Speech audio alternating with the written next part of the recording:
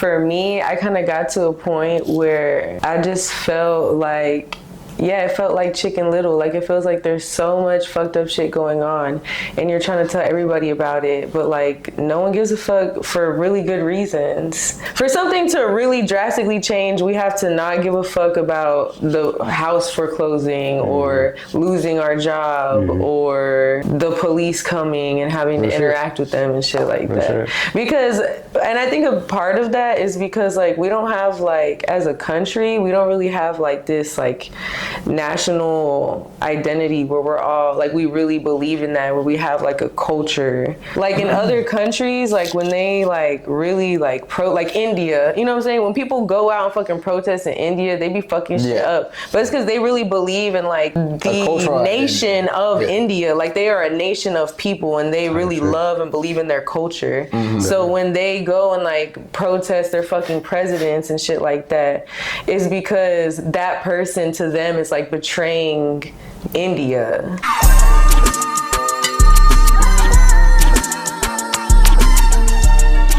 Yo, what's up, everybody? Welcome to Melanin Mezcal. It's your boy Marco. And it's the homie Cruz. And we're back at it again with another episode, y'all.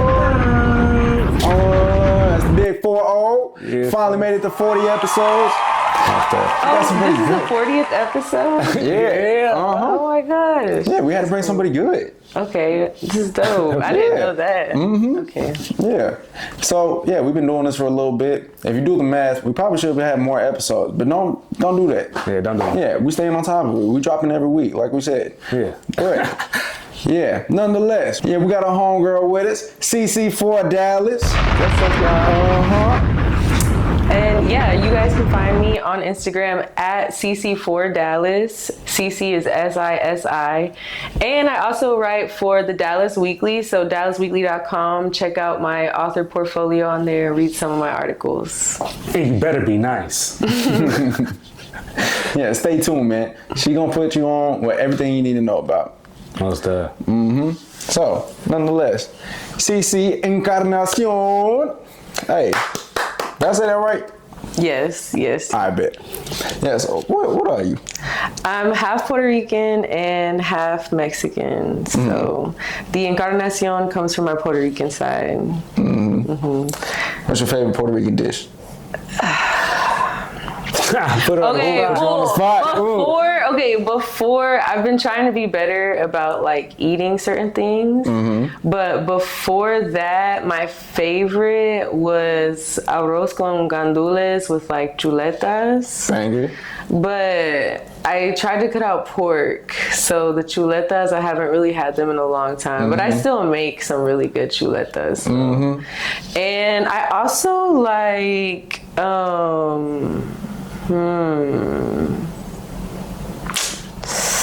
I really like pastelitos, like the little empanadas. Yeah, those are pretty fire. No, those are my favorite right there.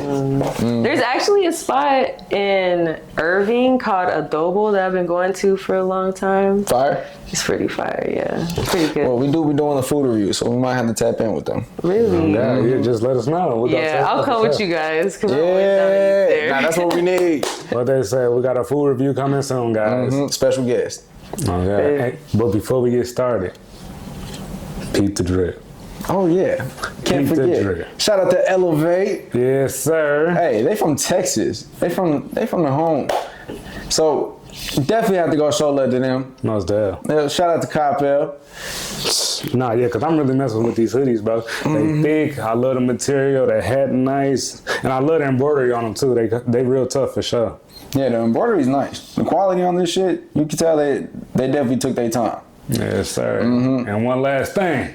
Make sure y'all like, share, and subscribe. Straight like that. Smash that shit. You heard me?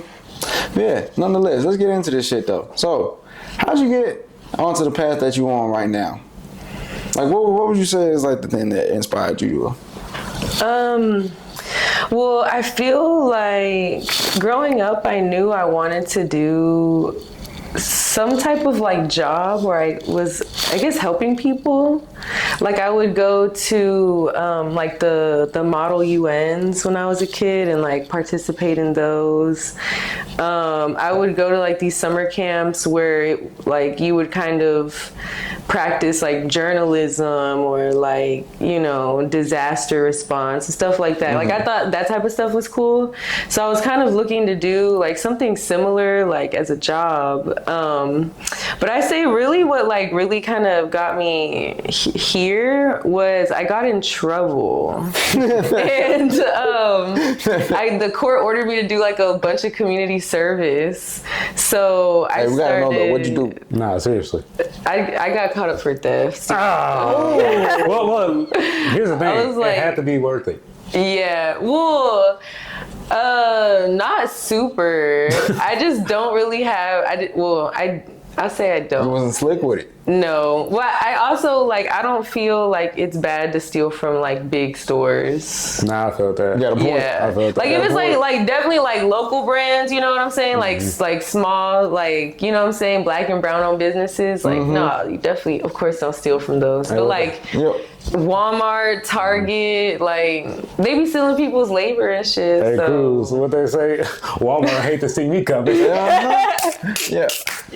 A whole lot of things about to get scanned off as an orange. You know? Nah, you hear me? I'll be going crazy at Walmart. Exactly, bro. Exactly, because y'all aren't even paying people to be, you know, like grocery checkers anymore. Nah, real talk.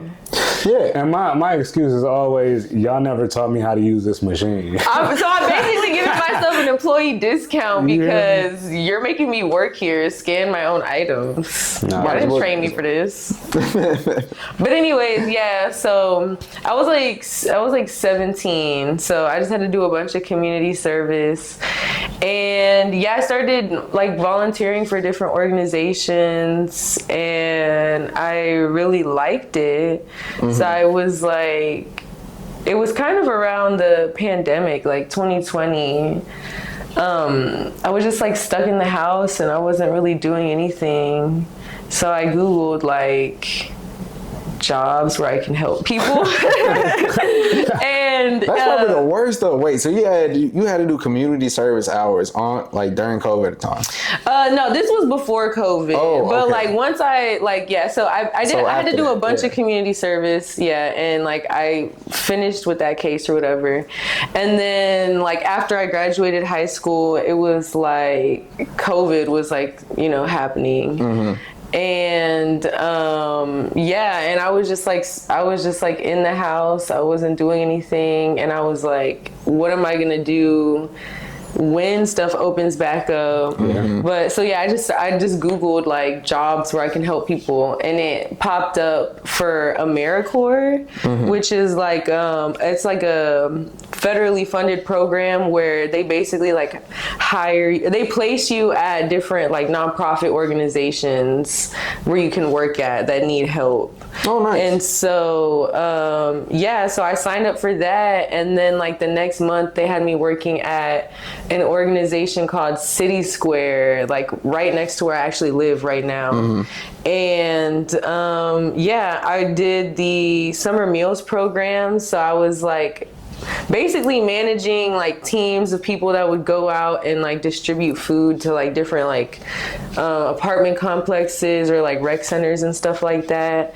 Oh, And nice. So it wasn't just for the homeless shelters and no, it was so like anybody can come and get it. Yeah, it was like nice. food for everybody. And it was like kind of ran through, like the food was from the North Texas Food Bank. Yeah. So then that's how I ended up getting my next job. And so it kind of just like went on like that, like working for an organization, it would open up a different opportunity to do something else. So I've worked for like City Square, the food bank. I worked for Children's Health Hospital. I've worked for organizations that do a lot of like voter registration, for the elections department, stuff like that. So it's been pretty cool. See, that's the more cooler shit that you be doing, because you definitely be in them circles where, well, it seems like you're in the right circles to where you can make some shit happen because you know the right people. As far as like the voting stuff goes. It doesn't feel like that, no. No? Bro, like the craziest thing, so you know how there was just an election that happened? That shit, I don't even think that election like counted as like a legitimate election. What? I mean, okay, so I was like, okay, so this time around, the thing, like the job that I did was an election navigator. So my job was to be at the voting stations and to look up people's information and let them know where they were supposed to vote. Right. And the reason we were doing that was because like last year, remember when there was like all this They news. sent all of them to one location. Well, they remember, like, there was like all this news where they changed the law in Texas about the elections, where like they took away the ability for everyone to vote anywhere in their county, and they made it to where you had to vote at a specific precinct that they assigned a location. So it wasn't just like, oh, I can just go to my library and vote. It was like all this really confusing last minute changes of like, you have to go vote at this place 30 minutes away, or no, you can't vote here, you have to vote at this place that they've like never been to. It was really weird. And they also split it up specifically by Democrat and Republican, which it's a primary. I thought that was interesting. Yeah, so in a primary, which is like an issue that people have with primary elections here. But in a primary, you have to declare your party in order to be able to vote, because there's not like independent primaries, you know, there's only Democrat and Republican. So it kind of excludes people that consider themselves to be independent, or they refuse to join either party because they basically don't get to vote, or they're forced to become part of that party. But what was different about this time is that there was never before where you had to openly declare what you were in front of everybody in the voting location. And it was like literally like, if you're a Democrat, you have to stand in this line, and it was blue. And if you're a Republican, you have to stand in this line. And it started making people like really agitated, because like, you know, especially a lot of older people are like really big on like the party thing. So like they kind of started talking shit to each other, or like people that were independent would come and they would get pissed off because they're like, I don't want to have to stand in either line. So it was really weird. And they were also saying that that the machines could only accept votes from either Democrats or Republicans. So there was only Republican machines and only Democrat machines, which I've worked on. Like I've done work and trainings on the elections machines before, and they had never said that before, ever. So I just thought that was really weird. It was a bunch of random shit that it was like, very new. I don't know. Very new. Yeah. And I thought that was so crazy, because actually when I voted recently, but that was like earlier this month. So I was in the line, and they were the other line, the Republicans, there was nobody in the line, right? And the people working the Republican line was like, come on, guys, come to this side, come to this side. But freedom of speech. But that's, to your point, that's so weird that you have to separate, because now you're claiming your set. It takes the discretion out of it. It does. It's the Democrats and the Republicans, bro. You have to choose a color. It's like, pick a side. That's why people don't like to do that shit anymore. Like less and less, because it's like neither one is actually doing anything for us, but you have to choose. Yeah, that does. You have to vote. You have to vote, and especially being a minority, it's a privilege to vote. It is. No, it is. But it's like, it feels like it's like the illusion of choice. Because we only get to choose on what our representatives hand in front of us. And most of the time, I feel like that'd be bullshit to begin with. Yeah. It is. Politician bullshit, to where they just tell you what you want to hear, tell you what sounds good, and do none of it. Follow none of their promises, and just do what it does. Do what they have to do to stay in office. Do what they have to do to get reelected. That's it. Yeah, hold that carrot in your face long enough for you to be like, hey, it's time for my re-election. You might get this if I get reelected. Like, to your point, how you brought up Delta Airlines, like how they're threatening to like cancel their VIP services for Congress people until all of the airport workers start getting paid. Yeah. If they were real, they would be like, hey guys, we as Americans shouldn't fly right now in solidarity with our TSA workers and our air traffic controllers and all of this. Like, let's, you know what I'm saying? Yeah, let's drive. Yeah, or I don't know what it would be, but like, you know what I'm saying? Clearly, do something. Yeah. So, do a strike at the airport. what could, like, I don't know, like what could you do to be like? Now, like you said, now you got me thinking. Well, first and foremost, it would have to be take the money straight from out the pot, and that would be stop buying plane tickets. So that'd be very tough because I don't think people gonna stop doing that. No, yeah, I mean, you could fish. The only other one, not a good idea, but yeah, make sure that they can't have flights. Take some of their inventory out. You know what I'm saying? Yeah. But yeah, so it's like that's to the point of like, are we ready to do that type of shit? No, I don't think so. No, yeah, because right now everybody mindset is it's a dog eat dog world. So if we were more of a community, or if we brought that back in a sense, we brought communities back, people would be more willing to sacrifice because it'd be like, oh, I could go to my neighbor house and say, hey, you got some sugar. Hey, you got some milk. No one does that anymore. Nah, but you want to know what it is? It's a lottery mindset, though. It's a lottery mindset in the sense of, like, there is a chance, just a rare-ass chance, 1 in a million, that I could hit the lottery and I'll be better than you. And as long as I'm better than you, that's good enough for me. And I feel like that's the American mindset right now. It is. Where that's not the right way to think because there is no sense of community at that point, in which that's what you really need to get back to, like what Marco said.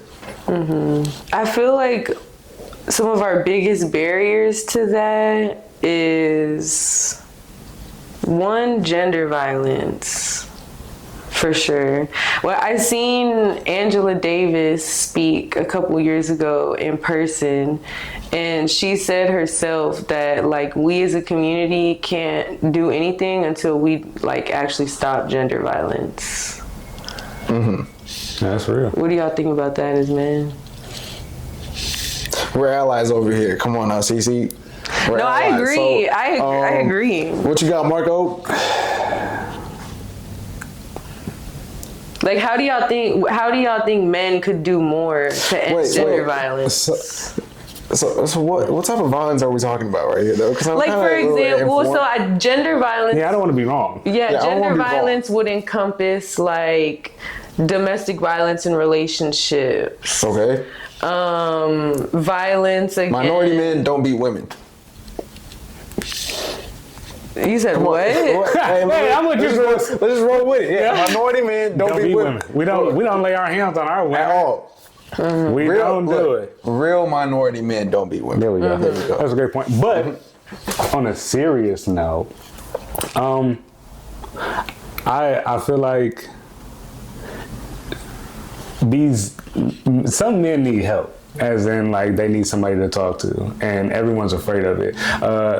Don't get me wrong, I do not go to therapy, but I am not opposed to therapy. I do feel like some men actually do need it because there's a lot of childhood trauma that they went through, and they seen their dad beating on their mom, so now they think it's okay. Or just a group of people they hang around. Like, for instance, me and Cruz, we don't talk like that. We don't be around people like that. But if you go to a group of men who do beat on women, they encourage that. Like, oh, you should have smacked that beat. You feel me? So I've heard crazy stuff like that. You feel me? So I feel like to change it, other men have to step up. But then I don't feel like it's my place to get another man's face. Now I'm causing problems with him. Now it's friction. Now he want to fight me because I'm telling you. But at the end of the day, if I see it happen, that's a different story. But if they just talking out loud, I'd be like, bro, you shouldn't do that.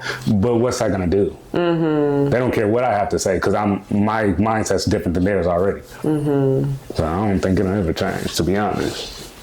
I mean, you are right though. The only way that is gonna change is if that does stop, because essentially, if it does stop, people have the ability, I mean, men and women have the ability to fulfill their roles in society, to be a role model in society, to show what a real man is and what a real woman is. For sure. Mm-hmm. Then we can work on some stuff. Mm-hmm. Not for real. Marco, that was fire. I gotta say that, boy. You put on for us. Shout out to my guys. Yeah. I got y'all. Yeah. But that is true. I feel like I've definitely noticed that there's really not like a lot of genuine spaces for men to just talk about like feelings and stuff. Because they're considered feminine. Yeah. Yeah, but that's why I feel like more of y'all have to do it to show that it's not. Because women have women's circles all the time. I do women's centered stuff all the time, and I love it. Yeah, for sure. You know what I'm saying? But whenever like men stuff revolved around men is so like aggressive and violent, or like Maybe we punching need to each do like other a and basketball stuff. thing, cruise, and just bring out all minority men. That's what we need to do. They have therapy or what? Basketball therapy. Not therapy. But like, sit in a circle and but play. it just get them something to do, and then that's how people make friends. Because sometimes they beat on women because this the closest person to me. I'm just mad today, so I'm gonna hit her. But if you got a friend to just talk to or just do something like outlet, because some people, I feel like that is the outlet though for us though. Yeah, the outlet is a little bit different. Like we can't really do like the sit around and like talk about our feelings type shit, because then you would be like, yeah, bro, I don't want to hear this. Yeah. Which is That's the problem, Cruz. It sucks, bro, but like they do. the cultures are different. You feel me? Like I only want to listen to my girl complain. That's it. Which, now, don't get me wrong though, like there is different. There's different levels to it. There's I'm different the levels girl to that it. complains all the time. Yeah, there's different levels to it. Now, if Marco come to me and he fucked up, I'm gonna have the time of day for Marco. But now, if like, Cruz. yeah, if someone that I just so happen to be friends with and like I don't really talk to him like that, Yeah, and be like, hey, I gotta unload on you real quick. Yeah.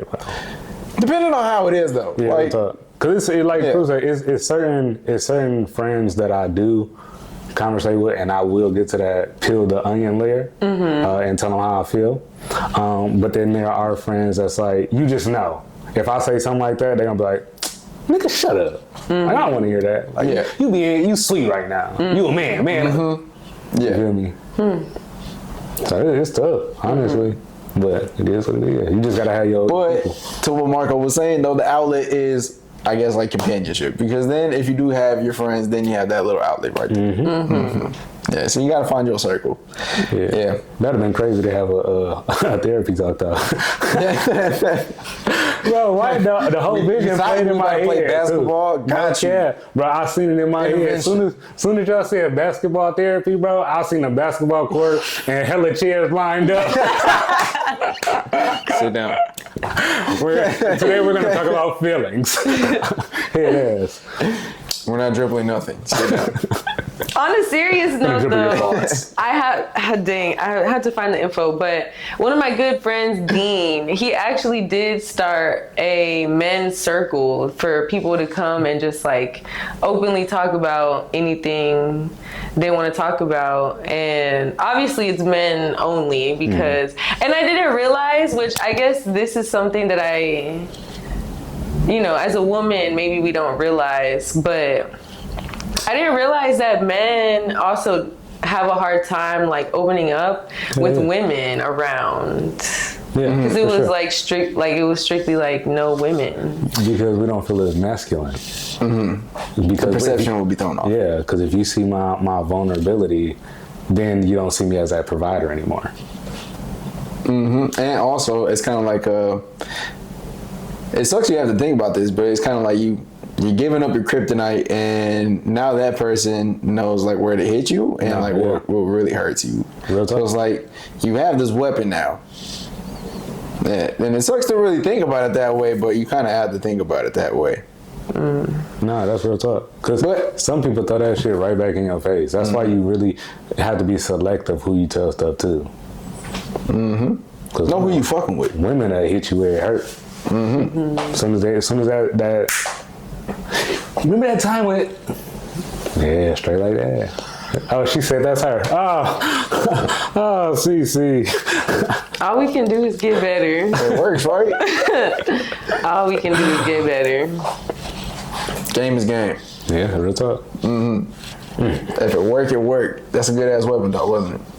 What? No. I don't do that. Hell no. Hey, the Dallas Weekly though. So how'd you get involved with that? So my neighbor, Jess Washington, Big Jess. Yeah, the big, not the little one.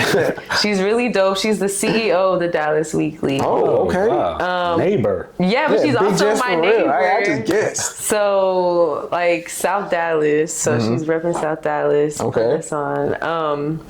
But yeah, we connected and kind of just, I guess, like her seeing my social media and kind of some of the stuff I was doing. She asked me if I would be interested in like helping her do social media and like writing op-eds and stuff. So I started doing that. And yeah, it was really dope. One of my first pieces was an opinion piece about Fair Park and the history of Fair Park and like, I don't know, kind of just what's happening with it now. And so from there, I've kind of just been really covering stuff that's local to Dallas and South Dallas. And so it's been really dope. My recent piece was a really quick op-ed about battle rap in Dallas. Oh, I've seen that. Yeah, so it was pretty cool. My homeboy Soul Artie, he like randomly I just stopped by and he brought it up, and I was like, I've never like gone, because I've been to a beat battle event and that was really interesting, but I had never been to like a rap battle event, and like the most experience I had with it was like seeing like 8 Mile or some shit like that. Yeah. How 8 Mile was it? It was actually better. It was cooler. Yeah. Okay. So I was like, I mean, that would be a cool culture piece. So we went, and honestly, bro, I didn't realize like that shit takes a lot of skill. Actually, I shouldn't say I didn't realize, but Memorization. that it was really dope because it's like rounds, like they go back and forth and they're going for like 10 minutes. Damn. And they gotta remember all of that. Yeah. The punchlines gotta be there, the lyrics. Yeah. And there's some people that I met that have been doing that for like 10, 15 years. Whoa. So it was really cool, and it's honestly, like I titled it The Black Literary Tradition of Battle Rap because it really was very, very much like a literary art. It was like poetry. It was really dope. So yeah, actually they have some events coming up. It really is though, because you have to think about it and think about battle rap in its entirety. You have to think about a million different ways of how I'm better than you and also how I would hurt you. And think about how many people do battle rap and have already said things. So like you said, to go for 10 minutes and to just come off the top of the head of how a million ways of how I'm gonna hurt you or a million ways of how I'm better than you, pretty creative. Yeah, so it was pretty cool. I would definitely do it again. It was a vibe. I met some people that have been doing it for like a long time. So apparently in Dallas, like one of the first, I guess, like pioneers of battle rap, his name is Hero, and he's from Oak Cliff, and so he kind of like helped You have this guy's build. information. His Instagram is @YoungHero. You need that.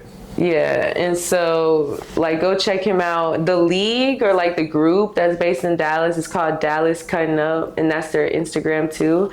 But they do like just rap battle and host events all over the place. So that was my first time going, but I'll definitely go back because I definitely appreciated like the art of it. It was definitely really cool. Yeah, so Experience something different.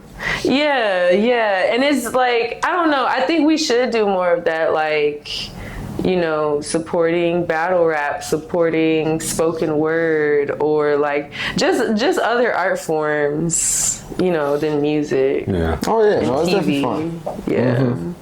But yeah, so that was one of my most recent pieces for the Dallas Weekly. But I also get to cover like sports games. So I got to go to the Dallas Mavs for Chinese New Year's night. That was a vibe. That's Yeah. Wait, I did see the pictures on your Instagram. Yeah. So they gave you the red envelope, right? Whoa. Yeah. Is there anything in those? Oh my gosh. Okay, so they like parachuted them down from the ceiling, and I caught one. Yeah. That's tough. And it had like $10, a $10 bill, and Choctaw free play money in it. So I gave the free play to my grandparents because they love the casino. But yeah, that was a vibe. And so Rashad Miller, shout out to him. He's the sports editor for Dallas Weekly, but he gets me all the access to get to go to like cool stuff. We're going to Trinity FC's soccer game, the women's team, next Tuesday. So that's going to be at the Cotton Bowl. And I feel like people should definitely support Trinity FC and like the Dallas Wings. I feel like we should support. Oh, I've been to a couple Wings games. Yeah, they're fun, Yeah, right?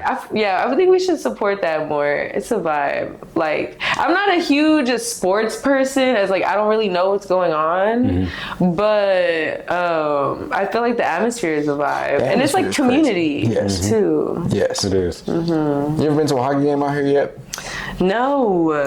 That's a vibe. Try to get your boy to get you some tickets to a hockey game. No, yeah. they Okay. Like that. Different. Nah, seriously. All right, so I don't even watch hockey like Me that. either. But I went to a hockey game, not really knowing what to expect. But I was like, you know what? I'm gonna get drunk out there, so it's got to be fun. So, yeah, the atmosphere. Then people love that sport. Yeah, they do. And if you weren't a fan before you went in there, you'll leave a fan. You'll be like, you know what? I didn't even have a side, but today I'm a Dallas Star. Nah, I feel God damn it. Because here's the thing, I can't even follow the puck back and forth. I just be out there vibing with the people. Do they be fighting for real? Oh yeah. Really? Yeah. Okay, I'd be down to They be see missing some of teeth, that. all type of shit. Yeah. Really? Damn. I also want to see more like wrestling. Like I've been seeing on Instagram that you can go and see like luchador wrestling and like or like little people wrestling. Yeah. I seen little people wrestling. Yeah. No cap. I went to a Bro, bar. we should go and do a vlog. Yes. I wasn't sure if it would be insensitive though, cause like, No. is it rude? Nah, because they they love be that. talking They need shit that to each promo. other. Yeah. They talk shit to Really? each other doing the thing, bro. Oh my Actually, gosh. and it'd be so funny because they really have a storyline like WWE. No bullshit. Yeah. Bro, I seen them swinging them little people around. Oh my gosh. I was cracking up, bro. No bullshit. Oh my god. Hey, we gotta run that back, bro. Yeah. I'm sad I missed that day. Yeah. Yeah, I'm finna, yeah. It was funny. It was a vibe. Hey, but how do people find the Dallas Weekly though? Yeah, so on Instagram at the Dallas Weekly, definitely go on our website so you can read our full articles, dallasweekly.com. And we're also on TikTok and Facebook with the same handles. So yeah, we have a lot of good writers on the team, and it's focused on just Dallas, a lot of it, and like Texas. And yeah, we're also slowly expanding to do the Dallas Semanal, which is like a Spanish version of Dallas Weekly. That's dope. So far, the only story I've done for that was when Trinity FC played Club America. And that was a vibe. So yeah. No, that's what's up. So you can write in Spanish too. I mean, yeah. I'm sure ChatGPT. Report in Spanish. No, I don't use AI.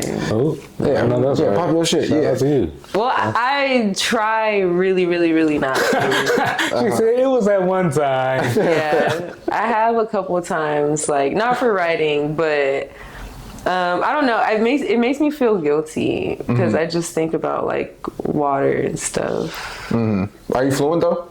In Spanish, no. Yeah, I'm don't feel getting bad. there though. Don't feel bad. I'm there with you. Yeah. You ever been back to homeland? And like, I've been to Puerto Rico. Yeah, Okay. it was a vibe. I've never been to Mexico though. fine. So Definitely showing that up. yeah, I definitely have to go. And apparently my family is from Zacatecas, Mexico. But yeah, I think I'm like 5th generation Texan. Oh wow! So like your people would have been here for a while. Nah, that's what's up. So y'all ain't border crossed y'all. Yeah, that's literally, my great grandma would say that all the time. Yeah. Yeah. Nah, that's what's up. You don't really meet. I don't really meet too many people like that. No, that's crazy. I only know Mexico for having fun and drinking. I love me some Cancun, I'll tell you that. See, I need to see that Mexico. Yeah. It's a vibe. I like that side. Hey man, with everything going on right now, prices are definitely gonna be cheap. No, yeah, facts. Facts. But see, I don't know though. Yeah, because it's cheap, I don't know. Nah, I'm gonna do it. I was gonna say just because it's cheap don't mean it's safe, but fuck we ball. you hear me? It's only right. The only thing that I wonder about is like, because you know how they say the cartels are like the United States government in various ways is involved with the cartels. Yes, 100%. And so if Mexico knows this, then why do they still do business with us if we exacerbate their issues? There's a lot of things That's a really good question, Sisi. But I feel like they know exactly what the hell is going on. I think it's beneficial to both parties for them to be existing. 100%. There's a lot of sneaky shit that's going on. I think the cartel is a useful tool on the playing board for both sides. And plus, they're killing people. We're overpopulated. Yep. I mean, it's terrible to say just like that. That sounded crazy. Yeah, why did I agree to that? Hold on, wait, I just agreed to that too. What the fuck you just say? It sounded crazy, but I meant what I said though, because they killing people and we are overpopulated. So all the fentanyl that's coming over and all they lacing drugs, they just knocking people off. It's a market. Yeah. I think the difference between like them and us is that like they just like our lives just don't actually have value to them. Correct. Our lives have value to us. We love our families, but we collectively, I think on Earth, have really lost sight of like that we just belong to the earth and that we should just do what's best for all of us, clearly, because like I don't understand why this is so hard. What did you say? Go outside and touch some grass. Like even with like how we were kind of talking about politics and stuff, like how do we keep getting caught in this cycle of like being so like concerned about what the Democrats are doing, what the Republicans are doing, because we always end up getting the shitty end of the stick every single time anyways. That's true. I feel like America, bro, like when you think about America, it's going to like collapse. Because like China and like places like China and Iran, all these places that we claim that we're so superior that like we owe them. We owe China and all them hella money. Not only do we owe them, they were civilizations for like 3,000-4,000 years before America was ever even a thing. And like we talked a lot of shit about China, and China, don't get me wrong, fuck the Chinese Communist Party, like that, like just like how I say fuck the Democrats, fuck the Republicans, it's the same thing with like the Chinese Communist Party, because they they believe basically in socialism or communism for like Han Chinese people, but like the Uyghurs, they are genociding them. Yeah, they don't talk about that. You know what I'm saying? That is a really big problem out there. And like, I didn't know that. Yeah, there's a whole group of people that they've been killing for a long time, and nobody even talks about that. That's. You ever even heard of a Uyghur, bro? No, I was just letting her rock out. Yeah, they're like they're an ethnic group that is like, because China is like huge.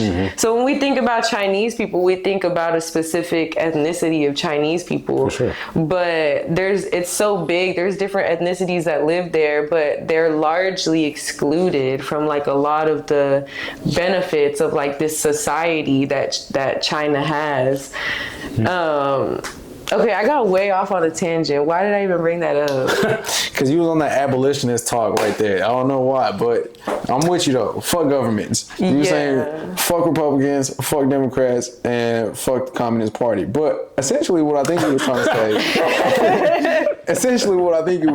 is that none of these people that are supposed to be in government, that are supposed to be taking care of us, actually take care of us. No, and we are so invested on making this government work for us, and it never was supposed to. Like, that's what I don't understand with like, especially because, right, as Black and brown people, it's always like, it's just naturally we're supposed to be part of the Democratic Party. But I don't understand the obsession with being part of a party that predates our human rights. Why would we do that? Why don't we just have our own party or start different parties? And why do the two parties that existed before we had human rights have functionality in the government and get to decide election laws? You spitting right now. How, Sway? How? And it's basically impossible for a third party to ever do anything conveniently. Yeah, because they're never allowed to actually come to a full fruition. Kind of like the Green Party with Bernie Sanders a few years ago. I voted for Bernie. I'm not even gonna lie. The first time I ever voted. Bro. The what? I said, feel the burn. Feel the burn. Yeah, just go. Yeah, I was definitely one of them. So you voted for Bernie Sanders? Yeah, first time I ever voted for Bernie. Didn't win, but yeah. What would we be? Where would we be right now if Bernie Sanders had won? Who knows? I feel like he would have actually did some positive change, actual reform for systems that are in play, like healthcare. I think he would have figured out healthcare. Somebody needs to. They probably would have overturned it with whoever would have came after him, but I think he definitely would have probably pushed for like a universal healthcare, bare minimum, on top of the Affordable Health Care Act. So I think he would have did that. And then maybe try to work on the deficit, like the debt, which I don't think we'll ever get out of that. No. How the fuck are we ever going to pay that back? We're not. I don't think they're planning to pay that back. And here's the thing. They still finna just tax us for that.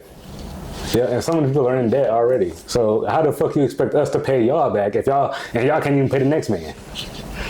Hey, so it's almost like capitalism though, doesn't work. It don't. It don't. Yeah. In my opinion, it would. We all robbing each other at the end of the day.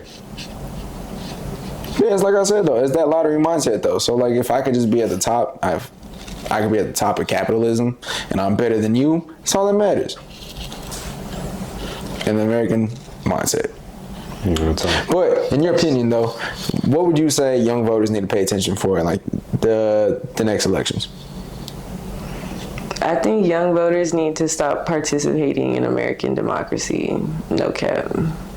Hell yeah, talk that talk. That abolitionist talk right there. Yeah, I think that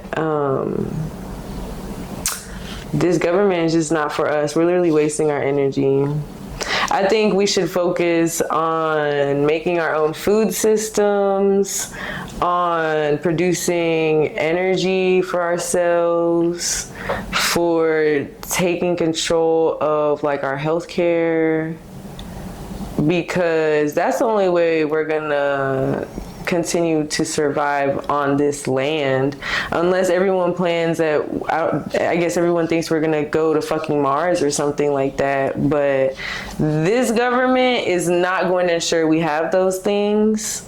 So either we have to do it ourselves or like move to a different country, I think. Yeah, that's gonna be kind of hard. Because do you like, so and kind of with this last election, like how everybody was on about Jasmine Crockett and James Tellerico, and everyone's very surprised and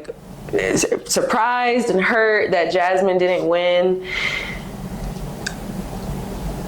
People forget that the Democratic Party is ran by white people, and white people are gonna do white people shit. Did you think that they like not in an offensive way, bro? The Democratic Party does not want Jasmine Crockett as their representation, because at the end of the day they appease to white people, and James Tellerico is what is digestible to them. And I think a James Tellerico figure is what their community needs, because a lot of them now don't want to be associated with like the right-wing extremism label. And you know what I'm saying? Like they want to be white, but they want to feel separate from like the Donald Trumpism. And that's like a James Tellerico. Everything he says every 5 minutes is fucking from the goddamn Bible. Yeah. You know what I'm saying? That's true. It is. For no reason, bro. A lot like and people, he's good at that shit, bro, too, though. he's so good at that. And people will legitimately like ask him a policy question, and he'll be like, well, you know, in the Bible, John 2:32. Like, I'm sorry, nobody was asking for that. What is it? It's a yes or no question, sir. But on the other hand, Jasmine Crockett, I don't think she is I don't think she's a well-intentioned person. I think her career may have started off well-intentioned, but I think like as time goes on as a congresswoman, I think that she has been deliberately obtuse about her positioning on national issues. Like, for example, in relation, which a lot of people feel like national things shouldn't have an effect on how you see somebody when it comes to like Texas politics, right? Because she was running for the Texas senator, so people were saying that, oh, well, you really shouldn't bring up things she did as like a congresswoman that deal with national things because it doesn't matter. But like with Jasmine Crockett and like Israel, I started to become suspicious of her because there was a specific event that I went to that she made an appearance at, and it was at the Dallas College Brookhaven campus. And it was like in August of 2024, or it was in 2024, but it was at the Dallas College Brookhaven campus, and it was a voting rights event, and it was like kind of like a speakers panel, and she was on it, and or was it February of 24?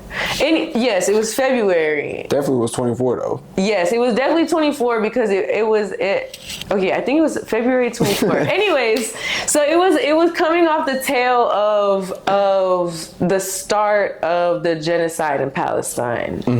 And at this event, a woman asks her a question, and the woman says, how do you plan to regain the trust of your Muslim voters after your support for Israel? And the congresswoman legitimately says, she looks at the crowd and she's like, I don't worry about people that don't vote for me.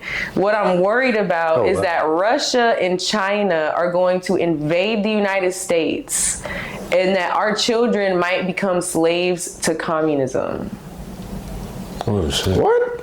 Exactly. I was like, she had a Pan Bondi real quick.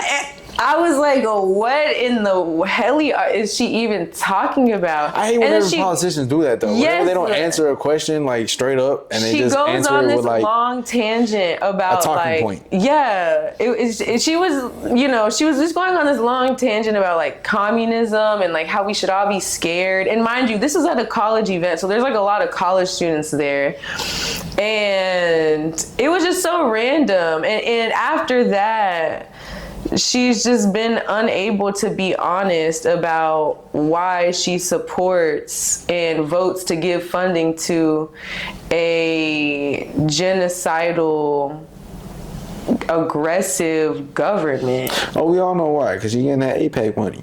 That shit nice. But a lot of our politicians are getting that APAC money, and that's the problem. Now, the one thing that I will say is like promising or like hopeful with James is hopefully that what do you call it? Grassrooted campaign. Grassroots. Yeah. Where he said he didn't take no big donor contributions, that it was all just off of civilians, just civilian contributions, which he did raise a lot of money. But I think that's really how politics are going to change. If people could do that, because then you're not worrying about adhering to like your donors. Then your only focus and your only worry is taking care of the people that actually contributed to my campaign, which is the actual people that I serve. Right. Outside of what people know you on the internet for, what's something that people wouldn't really know about you? I guess people wouldn't really know that I'm an artist. I do collage art.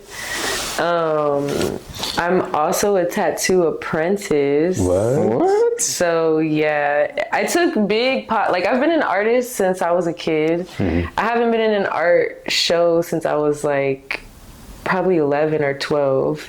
But yeah, I'm an artist, tattoo apprentice, but I kind of took a big pause on a lot of that stuff. No, we need you to get back into tattooing. Not for real. Yeah, so I'm doing my first one in 2 years tomorrow.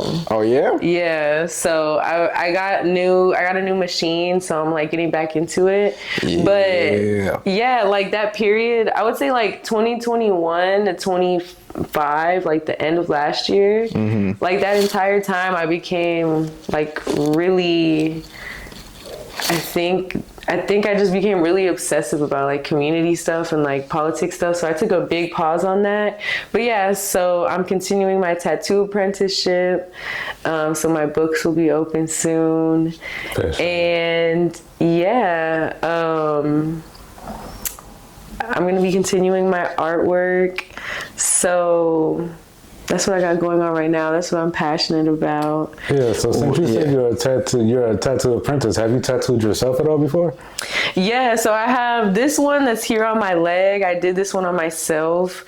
This was like the first one that I did on skin. Yeah, one of the dudes that like first taught me how to tattoo, he was just like, yeah, like you have to tattoo yourself first before you can do anyone else. So I did this one. And then I did like this, like these Powerpuff Girls on my legs. So yeah, so I've done a few of them, but I was trying to get people on your books. Okay. No, yeah, for sure. So, and I think like the first time I was kind of like doing like in the throes of a tattoo apprenticeship or like doing tattooing, it was more so I was like focused on making money, and I was kind of just doing like whatever tattoos, like doing a lot of like baby mama names and like like Bible scriptures and stuff like that. But this time around I'm really more focused on like the actual artistry side of the tattooing and like developing my own like style and having original flash and stuff like that. So yeah, that's what I'm gonna be focusing on. And I also have been taking sewing classes. Yeah. Hey, so we fucked up royally. Yeah. Real bad. There we go. A true Melanin Mezcal style. Yeah. So we had a few more minutes to this interview, but unfortunately, due to technical difficulties, we do not have that footage, and it's unusable.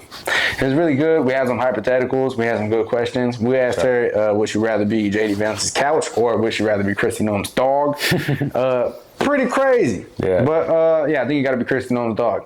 Just take one for this fucking team. Okay, and what she say so she could bite her. Yeah, so she could bite it, yeah. She said she was gonna bite it. For sure. Yeah. Good answer for sure. We had a great interview with her. It was amazing. Unfortunately, we can't use the end. Yeah. So I wish you guys were able to see that, but yeah. Shout out to Sisi though. Thank you for coming. For sure, much love. Yeah, much love to you. Awesome guest. Hey, you might see her and some more content coming up very soon. For sure. As she suggested in this interview. So we definitely be down for that. And yeah, if you rocking with her, make sure you tap in with her at Sisifordallas. And also she writes on the Dallas Weekly also. So make sure y'all tap in. And what else we got, Marco? What they say, just make sure y'all like, share, and subscribe. And keep Smash that for more. You feel me? Without further ado, we